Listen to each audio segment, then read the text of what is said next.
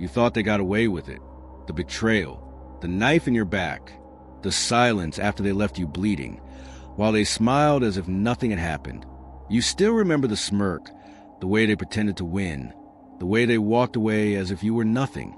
And in the darkest nights, you've asked yourself the same question over and over. Will they ever pay? Or did the universe just reward cruelty? Here's the forbidden truth, one most men refuse to accept. Karma is not thunder crashing from the sky. It doesn't come in dramatic punishments wrapped in fire. No, karma is quiet. It is subtle. It erodes them from the inside. And if you know the signs, you can already see it unfolding. Marcus Aurelius once wrote, "The wrongdoer wrongs himself." But you don't just take his word for it. You'll feel it when you recognize the signs. Because the person who betrayed you, who thought they escaped, is already being cooked alive by their own actions. Think back to the moment it happened. The text that shattered your chest. The friend who disappeared when you needed him most. The lover who swore loyalty, then gave herself to someone else. The business partner who shook your hand and then robbed you blind. At first, you thought it was over. They hurt you. They moved on. You stayed behind with the wreckage. And the world seemed cold, unfair, merciless. But time has a way of whispering truths that eyes can't always see. Because the person who hurt you didn't walk away clean. They walked away carrying a poison inside them, one they cannot spit out. And here's the most chilling part. You don't have to chase revenge. You don't have to scream. You don't even have to confront them. If you learn to see through the Stoic lens, you'll notice that they are already rotting in silence. Their collapse has begun. And today, you're going to learn the first of 5 signs that karma is already tearing them apart. Dark lesson 1. The mask starts to slip. At first, they look untouchable. They post their smiling pictures. They show off their new partner, their new car, their fake happiness. And to the untrained eye, it looks like they won, but you can feel the cracks. Every betrayer wears a mask. It's painted with confidence, but underneath lies fear, because deep down, they know something you don't need to tell them. The kind of person who destroys others cannot escape themselves. Have you ever noticed how hard they try to look happy? That's the first sign. The effort, the overcorrection. They need the world to believe they're fine, because if the world stops believing, they'll have to face the truth. And the truth terrifies them. This is the secret Marcus Aurelius left hidden in his journals. The soul becomes dyed with the color of its thoughts. A person who betrays, who manipulates, who cheats, is painting their soul in poison. They can smile for the camera, but the dye never washes out. The mask begins to slip in small ways. Nervous laughter, over-explaining, too many parties, too many posts, too much noise. Why? Because silence exposes them. They can't sit alone with themselves, because when they do, the memory of what they did plays on repeat. You want proof karma is already working? Look into their eyes. Do they sparkle, or do they flicker like a candle about to die? The weak man sees their mask and panics. He says, "They're happy. I lost." The stoic man sees their mask and smirks. He whispers, "They're breaking. I won." And here's the dagger. If you obsess over them, if you stalk their life, if you keep checking, you put the mask back on for them. You feed their illusion. But if you withdraw, if you disappear, if you build yourself in silence, the mask suffocates them. Because without your attention, they have to face their own reflection. And no one escapes that mirror. So remember this. When you see them pretending, overacting, overcompensating, that's not their strength. That's their collapse, beginning in disguise. The mask is cracking. And once it breaks, there's no going back. Dark lesson 2. Isolation creeps in. You've seen it before, but maybe you didn't notice. At first, they're surrounded. Friends, allies, admirers. Everyone laughs at their jokes. Everyone claps when they walk into the room. But slowly, piece by piece, the circle begins to shrink. Why? Because people always reveal themselves, even if it takes time. The same poison they poured into you, betrayal, lies, manipulation, eventually spills over onto everyone else. At first, they hide it well, but trust is fragile. It cracks once, and people start watching closer. Their new partner starts questioning late nights. Their friends notice the lies don't add up. Their colleagues see patterns. And then the whispers begin. Something about them feels off. That's karma, not in lightning bolts. In the slow erosion of credibility. Seneca once warned, "A guilty person sometimes has the luck of escaping punishment, but never the anxiety of fearing it." The betrayer knows that everyone they touch might turn on them, and that fear isolates them, even when surrounded by people.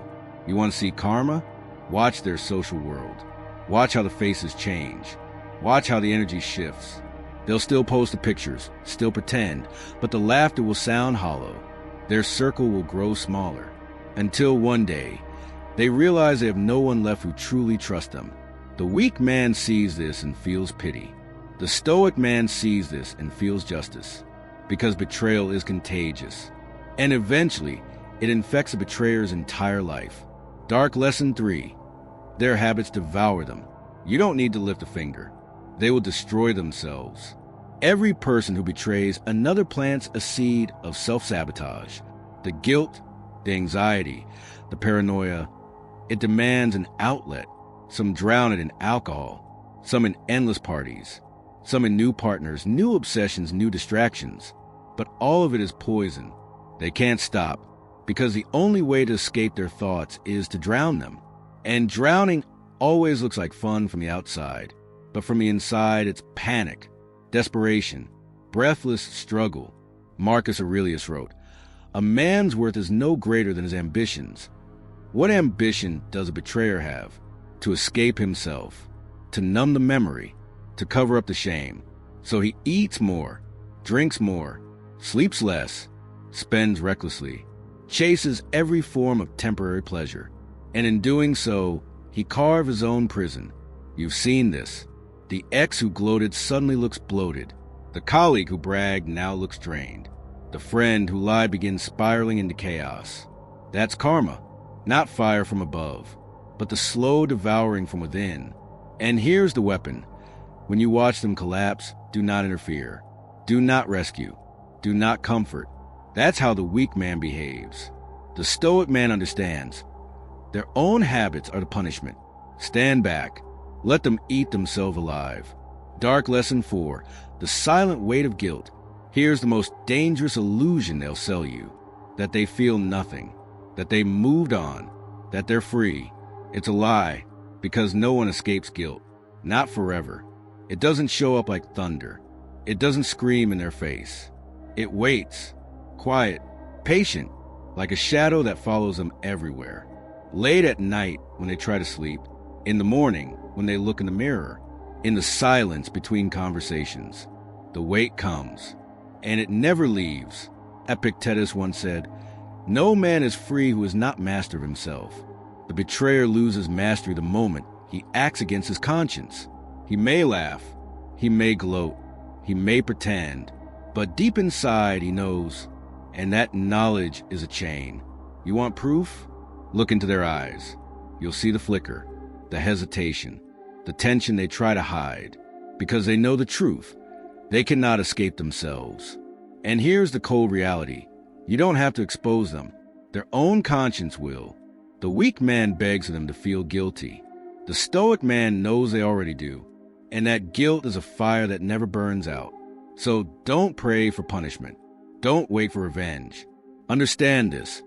The moment they betrayed you, they chained themselves to a ghost, and ghosts never let go. Dark lesson 5. Your rise becomes their punishment. There is one punishment darker than guilt, darker than isolation, darker than self-destruction. It is this: watching the person they try to destroy rise higher without them.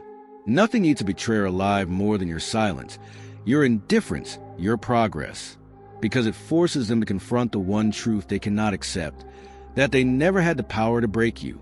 At first, they'll ignore it, pretend you don't exist. Then they'll watch from a distance, quietly, secretly, and every time they see you stronger, calmer, more untouchable, the blade of karma twists deeper. Marcus Aurelius said, "The best revenge is be unlike him who performed the injury." You don't fight them by stooping down. You fight them by becoming everything they can never be. Understand this. They wanted you to collapse. They needed you to stay broken, so their betrayal looked justified. But when you rise, when you grow, when you glow, their entire narrative collapses. Their lie shatters. Their ego crumbles. And here's the dagger. They'll never admit it. Not to you, not to anyone, but inside, every success you achieve is a mirror reflecting their failure. And that reflection is the punishment they can never escape. Now pay attention to this modern application, the weapons.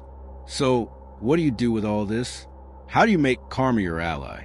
You don't chase. You don't scream. You don't stalk. You don't waste another second of your soul on revenge. You weaponize silence. You weaponize detachment.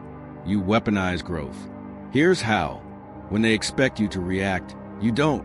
When they wait for you to beg, you vanish. When they hope you stay broken, you rebuild. This is not just philosophy. It's dark psychology. Because human beings crave control.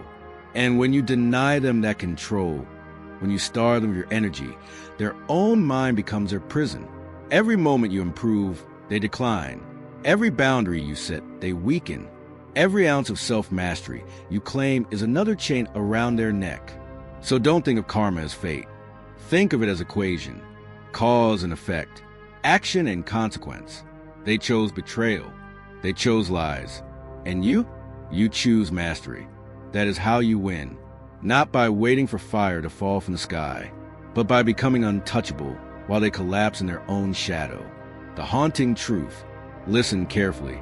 This is the truth that will haunt you long after this video ends. You don't own revenge. You don't own justice. The only thing you own is your mind. The world does not punish quickly, but it punishes surely. The betrayer cannot escape themselves. Their habits, their guilt, their isolation, these are chains they forge with their own hands. And while they sink deeper, you rise. Not with noise, not with anger, not with chaos, but with silence, with strength, with mastery. That is the greatest revenge. That is karma. And when you understand this, you no longer need to wait. You already won. But remember, there is one truth even darker than karma itself.